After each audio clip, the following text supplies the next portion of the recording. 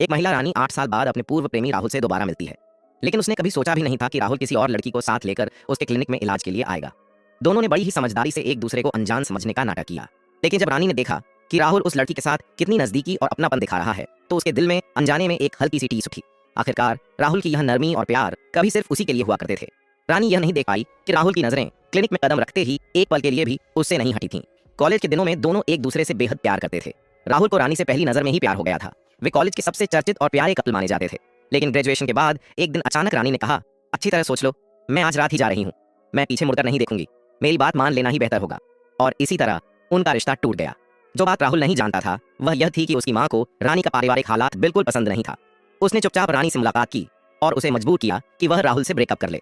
परिवार का बिजनेस सही तरह से आगे बढ़ाने के लिए रानी के पास मान लेने के अलावा कोई रास्ता नहीं था। सच्चाई से अनजान राहुल 8 साल तक रानी से नफरत करता रहा। किसे पता था कि इतने सालों बाद वे फिर से इस तरह आमने सामने होंगे। जब रानी ने देखा कि अब राहुल के साथ एक और लड़की है, तो उसके दिल का अपराध बोध कुछ हल्का हो गया। लेकिन वह यह नहीं जानती थी कि वह लड़की असल में राहुल की कजिन थी। इन 8 सालों में राहुल एक पल के लिए भी रानी को नहीं भूल पाया।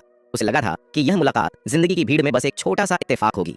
लेकिन उसी रात जब रानी ब्लाइंड डेट पर होटल गई, तो वहां फिर से उसकी मुलाकात राहुल से हो गई। रानी घबरा गई, लेकिन राहुल ने शांत स्वर में पहले कहा, कितना अजीब इत्तेफाक है डॉक्टर रानी। ब्लाइंड डेट वाला आदमी तुरंत पहचान गया कि यह तो एक बड़ी कंपनी का मालिक राहुल है।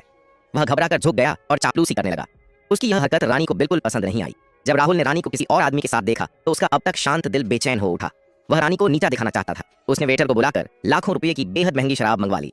रानी ने ऐसी शराब पहले कभी नहीं पी थी। उत्साह में उसने तुरंत एक गिलास भरकर छक लिया। यह देखकर राहुल को और भी चिढ़ होने लगी। उसने साफ साफ कहा, हम दोनों एक दूसरे के लिए सही नहीं हैं। रानी ने ठंडे लहजे में जवाब दिया, हम अब 30 साल के हो चुके हैं, प्यार से ज्यादा जरूरी है हकीकत। रानी उठी, फूल लौटाए और रेस्टोरेंट से बाहर चली गई।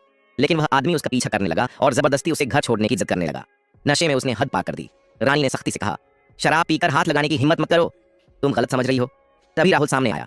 क्या ये तुम्हारा बॉयफ्रेंड है? अगर है तो मैं उससे माफी मांग लूंगा, अगर नहीं तो मैं इसे अभी हटा देता हूँ। जवाब मिलते ही राहुल ने उस आदमी को जोर से धक्का दे दिया। वह आदमी डरकर वहां से भाग गया। राहुल बोला, मैं तुम्हें घर छोड़ देता हूँ। रानी ने शांति से कहा, जरूरत नहीं, मेरा दोस्त मुझे लेने आ रहा है। राहुल ने हल्की मुस्कान के साथ पूछा, वह दोस्त मिस्टर राहुल से कोई लेना देना नहीं रखता है ना?